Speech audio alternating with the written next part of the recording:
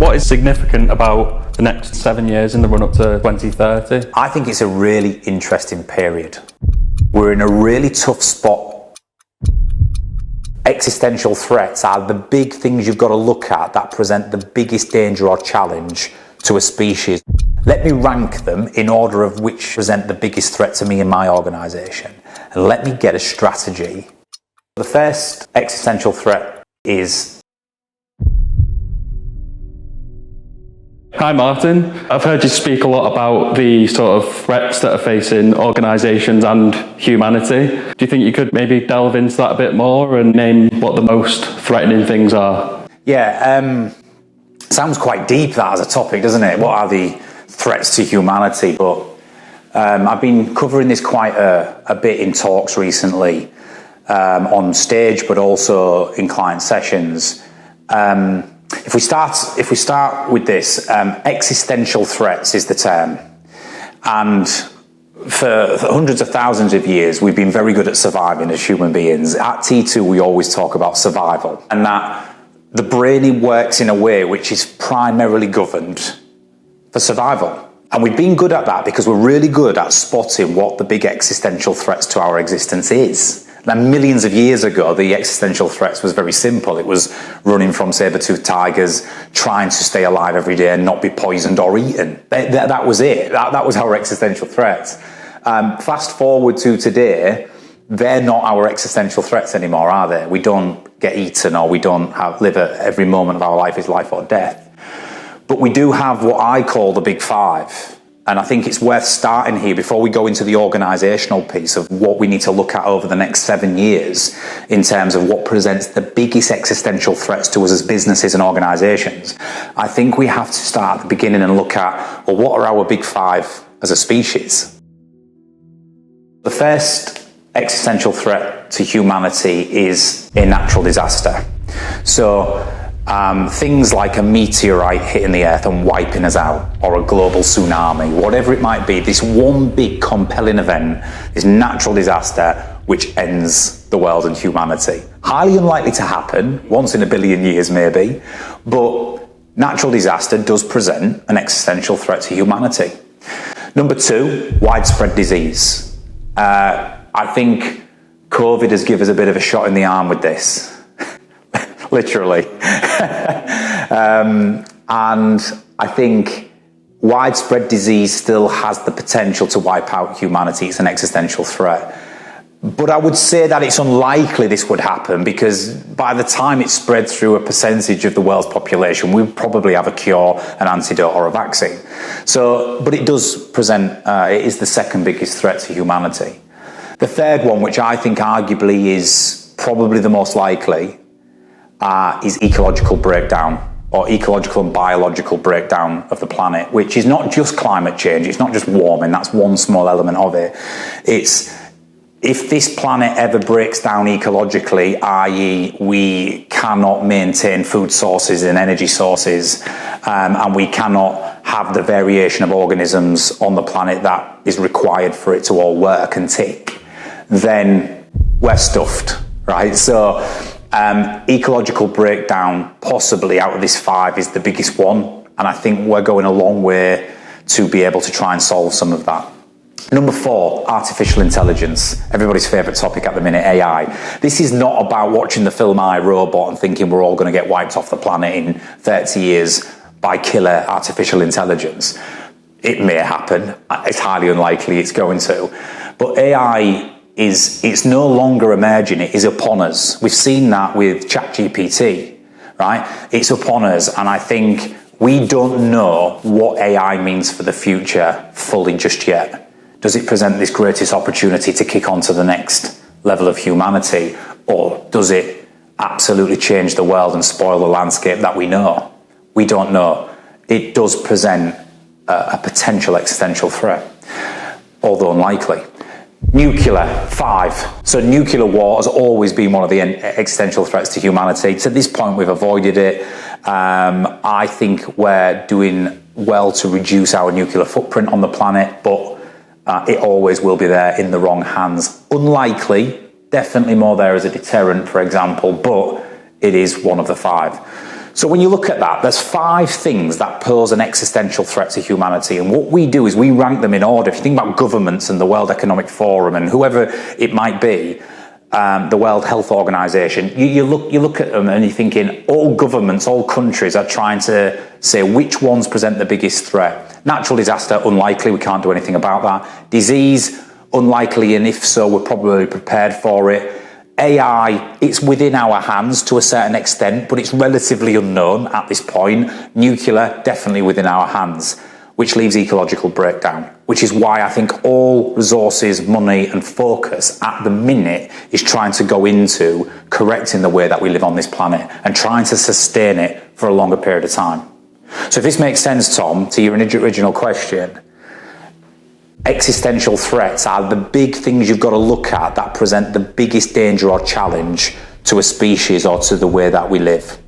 And those are the big 5. If you think about applying this to business and organizations, what we're doing a lot of at the minute is we're talking to clients about what presents the biggest potential existential threats to you as an organization or a business. And it sounds dramatic, but we're sort of saying, let's look at now 2023 to 2030. What has the potential to wipe you out, to take your organization down, right? To absolutely wipe you off the face of the earth in terms of a business or an organization. And there's 5. I mean, there's 6 really, but there's 5 that, and we'll mention the 6th at the end, but there's 5 that I think over the next 7 years, we've really got to look at. And we've got to try and tackle and get right, because in all 5 areas, it also presents a great opportunity to exploit or to leverage. So number 1 for organizations out there, and this specifically is over the next 18 to 24 months, the first couple of years over the next 7, if you like, is the economic downturn. So we know now, sat here in 2023, that inflation is at an all-time high. You know, it's driving up the cost of living and it's putting a squeeze on everybody. Now, we're not officially in a recession yet because you have to have 2 back-to-back quarters of a declining economy to be in a recession. And they say we're going to avoid it, but I'm not so sure. This can't continue. I think as we enter into 2024, if inflation rates stay high and if cost of living continues to be a challenge, something's got to give. Now, that will all constitute to a strained economic situation or an economic downturn, which means that consumers are going to stop spending money as much as they usually would. Business to business are going to stop spending money. People are going to try and manage cash. People are going to batten down the hatches. That only leads to it being more difficult for you as an organization to thrive and grow, revenue and profit-wise. So I think economic downturn needs to be your main focus over the next 18 to 24 months. And it's not doom and gloom. It presents an opportunity for you to pivot and be agile with this. But the number 1 thing I would say that we're working with clients and organizations on at the minute is, what is your value proposition?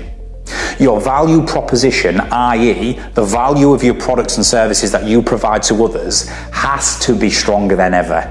Because the luxuries and the capital expenditure and the nice to haves are going to come under scrutiny. And if you remotely fit in that bracket, or you could be perceived as in that bracket, then you've got to do something about it. Value proposition over the next 2 years is everything. Bring your product or service alive in the mind of the buyer. How do we help you deliver true business outcomes or navigate this period? If you do that well, you will thrive. If not, you will see people's spending habits decline and you will see revenues come under scrutiny and everything will squeeze. And that could, if you're already lean and tight right now, or you're already battling right now, which many organizations are, it could be the straw that breaks the camel's back. So number 1 is economic downturn. Focus on it, leverage it, pivot, and make sure your value proposition is stronger than ever. Number 2, supply chain. We have a strain on our supply chain globally at the minute. And if you think about it, there's a number of reasons for this. Brexit here in the UK and across Europe. Then we had COVID, which absolutely disrupted supply chains. The war in the Ukraine has had a significant impact on supply and materials. And again, cost of living, high inflation, and fast heading towards a potential recession. So all of these things in a short space of time have contributed to us not being able to produce and ship and receive goods and materials in the timely fashion we once received them. And if you're a business out there and you're heavily reliant on supply chain, i.e. what you do, you need materials and goods to keep it all flowing and to deliver to your customers, you're probably feeling it right now. What also happens is then the costs for those materials, the more rare and scarce they are, the costs for those materials will go up as well. So it becomes more expensive to trade and to run a business and to produce. And this is what happens, isn't it? It's like the supply chain becomes disrupted when there is a lack of labour and production and supply. And then what happens when that meets panic and stockpiling, because organisations have no other opportunity but to go, right, let's fill the warehouse, let's get as much as we can when we can, which then compounds the supply chain issue, right? That's twofold. That continues to disrupt the supply chain, number one. Number two, you now have expended a lot of cash on stockpiling, and if you're not confident that you can trade and get rid of that, it could send you over the edge. And I think there's a lot of organisations, whether it's manufacturing, construction, logistics, whatever it might be, supermarkets, retail out there, who are probably experiencing a similar thing. So over the next few years and into the next 5 years, the supply chain has to correct itself, and we have to do a better job of labour, production, shipping, and being able to trade again. Once the economic situation improves, inflation reduces, it should start to hopefully get a bit better. But as an organisation, if you depend on it, it's got to be one of your number one focuses over the next couple of years. What's your strategy? Don't get railroaded into stockpiling. What's your cadence? How are you going to navigate this situation to be able to make sure that you understand there is a disruption in supply chain, and it could propose an existential threat to your business? Number three, we're going to say it again, it's the only one that links into the humanity one, is artificial intelligence, AI. The reason it's on that list over the next 7 years is because we've seen ChatGPT. It creates an opportunity. In fact, organisations are already leveraging it. You know, we can now write a blog for our website in a nanosecond. A good quality, accurate blog by clicking a button, typing in a phrase and clicking a button. You no longer need people researching, validating, writing, spell checking, publishing a blog. It can be done in a nanosecond. You could write a contract of employment in a nanosecond. You could get the governing law in a certain area in a nanosecond. It is speeding up our ability to research and process information in real time. So it creates an opportunity, also creates a problem, because we don't know the risks of ChatGPT being on the World Wide Web and integrating with organisations and systems right now. Who knows what that actually transpires to be in a couple of years' time. The security of it is a big question. But AI is going to transform the way we do businesses. And if you're sat out there now and you're a law firm or an accountant or a HR advisory firm or whatever it might be, where your primary business model is to provide information and data to other people, which is already in the public domain, you are at risk. Because this could take over. This absolutely could take over. I'm thinking about it from a leadership and management perspective, from a consultancy perspective. How are we going to do it? Well, you've got two options. You can fight it and ignore it, or you can leverage it and embody it in your organisation for the greater good. The big $1 million question right now, though, is it safe to do so? What's the risks? Is it too early? There's lots of ambiguity around it at the minute, which I think is making people feel uncertain. But it's in the top 5 existential threats to your organisation in some fashion if you don't start understanding what this means for you and how you can either leverage it or how it's going to impact your business and your customers and the way you interact in the coming years. Number 4, for organisations, it's what I'm calling the talent war. It's a big problem. I think this is the one that people are going to feel within the next 5 to 7 years, certainly in some sectors. And that is this: it's hard to get people. It's not only hard to get talent and people, it's hard to retain them. And the catalyst for this is, over the last 10 to 15 years, people are now not bound by proximity, i.e. the way they do business, the way they can go work for an employer. 15 years ago, we were restricted to the top 10 employers in your region, because the place of work was very much somewhere where you went, a physical factory, an office, a place of work. Whereas now you can work for anyone, anywhere on the planet, from your back bedroom. You can work for any organisation in any country. So what happened was, our talent pool within a region, within an area, became incredibly diluted because we were competing with the world for this talent. Now, the same could be said that as a business, your opportunity is that your pool is now bigger. You can fish in the world's pond for talent, but you have to be an organisation who is set up to embrace that, who doesn't mind somebody sat in their house in San Francisco working for you in the UK, or vice versa. You've got to be set up to cater for that. But going back to it, the talent war is on. Generational shift is contributing towards this. We have more lower end of millennials and Generation Z in an organisation than ever before. They're actually outnumbering Generation X and baby boomers. And we know that these people, specifically in the pandemic, really reevaluated what it is they want, who they want to work for, what their careers look like. And the great resignation happened shortly after the pandemic, where I think 20% of people resigned from their jobs because they completely just thought to themselves, is this what I want? I quite like flexibility. I quite like the ability to be a little bit in charge of my own lifestyle. So going forward, you're in a talent war. And I think we look at the big indicators here at T2 and in our research of what people are looking for and what you must cater for in your environment if you're going to win this talent war. Number one, diversity and inclusion. People are looking for that in organisations more than ever. Number two, flexibility. That the pandemic and remote working and hybrid working has highlighted that people can operate with a level of flexibility, and it ain't going to go back to that fixed infrastructure wholly as it was before.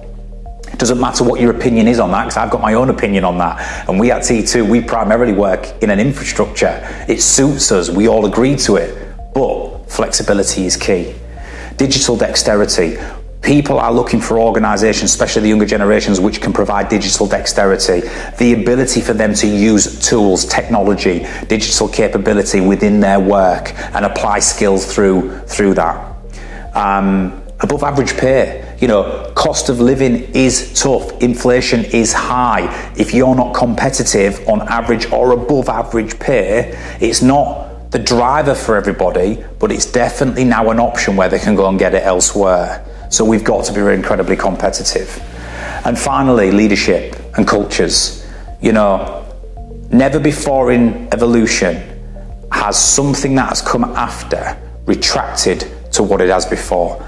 By the nature of the term evolution is things evolve to something different over time. So if you are sat there now and you are one of these people who gets caught up in a conversation that says, well, when I started work, I'd get a strip ripped off me and it'd drive accountability and I'd just crack on and get the job done. You're living in cuckoo land. It's not going to cater for the current and future generations in the workplace. Leadership has to be authentic. Leadership has to be both supportive and assertive when we talk about reaching that chasm. It's got to be fair. It's got to be inclusive. We've got to cater for a different management and leadership style as we go forward to drive performance and productivity in our workplaces. It isn't going to retract to the old days, and nor should it. We can't go too far and overcompensate, and this is for another day. We can't overcompensate, but we've got to find that middle ground, and we've got to develop a workplace that people want to join and stay. Tenure is at an all-time low, the amount of time people spend in organisations.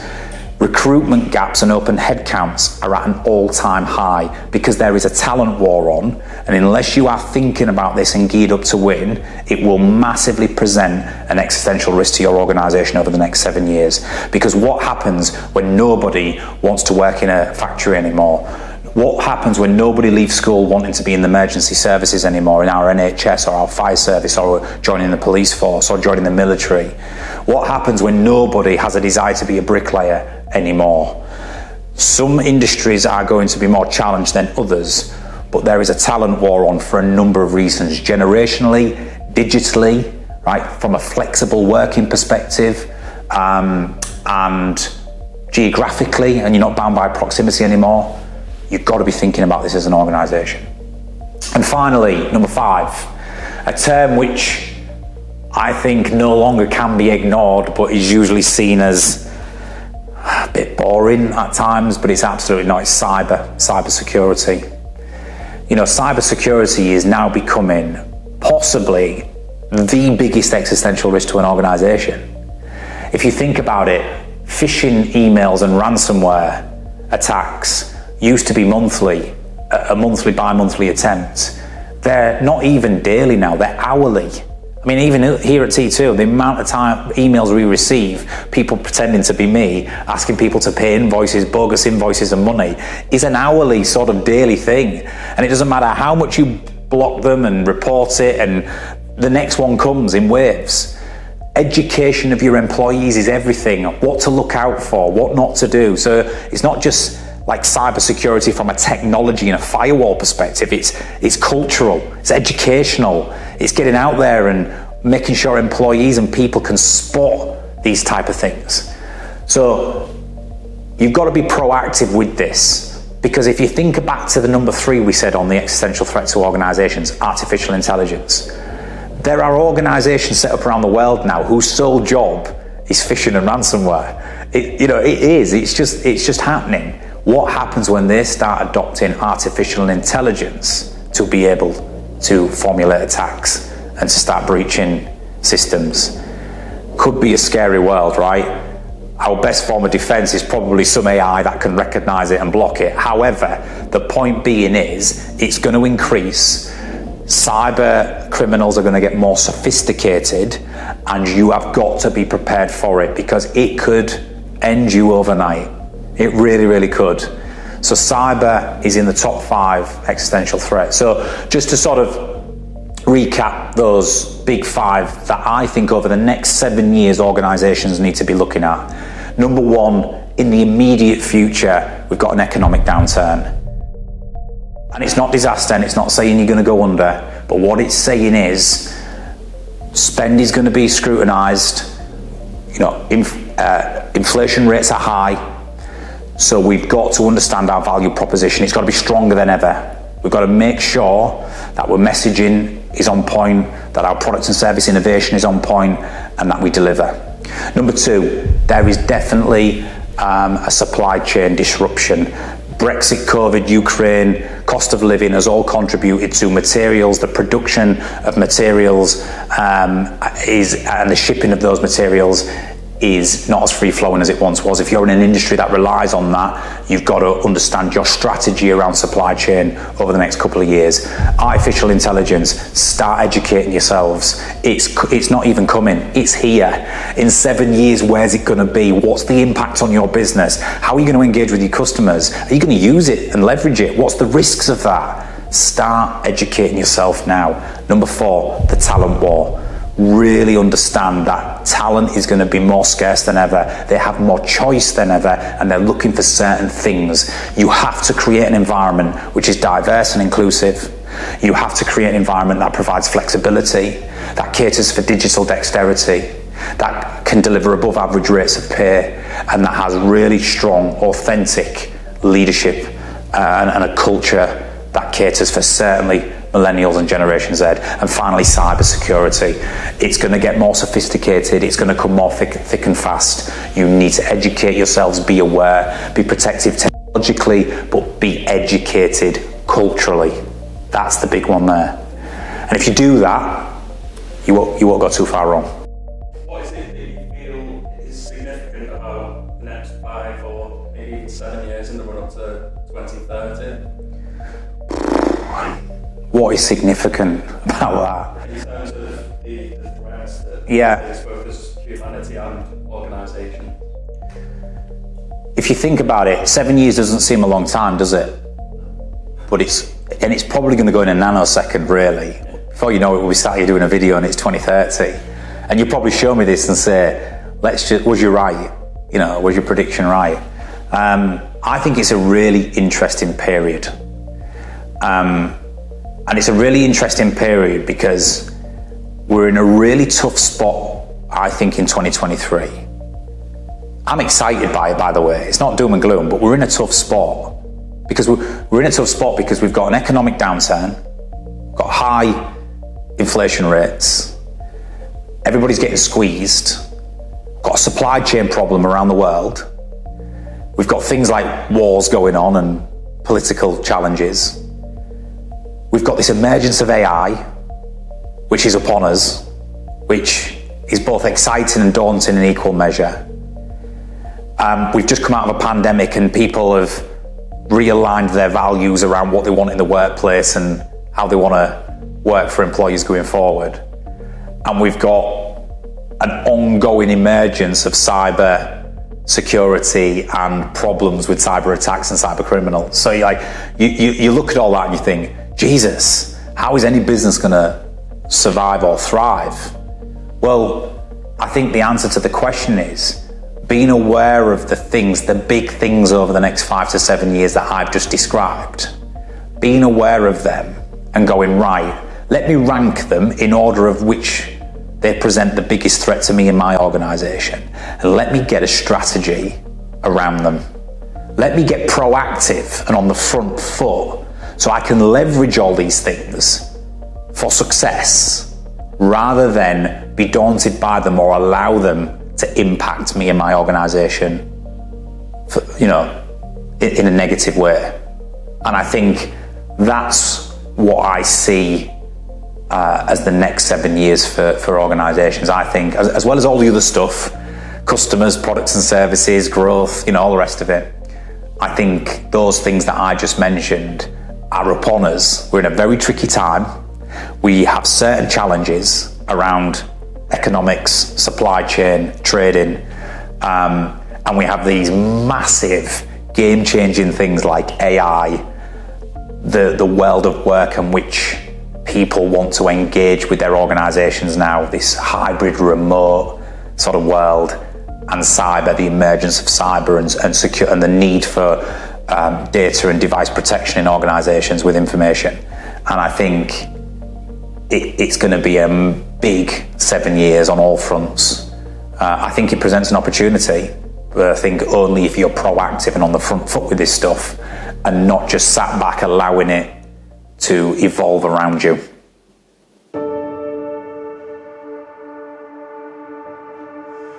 So, let's see how this plays out, Tom. In 2030, let's run another video side by side with this one, and let's see actually what has transpired. From a humanity perspective, let's hope we're doing the video in 7 years' time. I don't think there's going to be a natural disaster that wipes us out or widespread disease. I don't think killer AI robots we're going to be hiding in corners from them. And I don't think nuclear war will have transpired. Be interesting to review in 2030 how the ecological breakdown situation is going and where we're at that. But no, I don't think any of these are going to be massively advanced within 7 years. They do pose the biggest threats. I can't see them advancing to a point where we're in any form of tricky situation. From an organisational perspective, though, if you think about these 5, what will be interesting is if we sit down and review these. Did we survive, or how did we attack that 2023, 2024 economic downturn situation? Did we go into a recession in 2024? I think we will. Not saying that's a bad thing, but I think, will we experience 2 consecutive quarters of a reduced economy in 2024 with the way things are going? Yes, I do. I hope we don't, but yes, I do, right? Did it transpire? Either way, whether we do or we don't is by the by. Let's get ahead of the game and have a plan around how we're going to tackle this period of trading through 2023 and 2024. The supply chain problem, did we fix it? Or is it still ongoing? Do we have a labour and production problem? Is this lack of labour and production from humans with the emergence of artificial intelligence, is it actually increasing supply or is it reducing it? Who knows, right? But it presents a challenge right here and now, and I think we will overcome this, because we always have when it comes to production and supply. But is it still a challenge in 2030? It'd be really interesting to see if it is. Artificial intelligence. If we're doing this video in 2030, what are we talking about, right? What's been like delivered and innovated? What are businesses using? How is it working for our customers, for us, for the way we trade, for the systems we use in our businesses?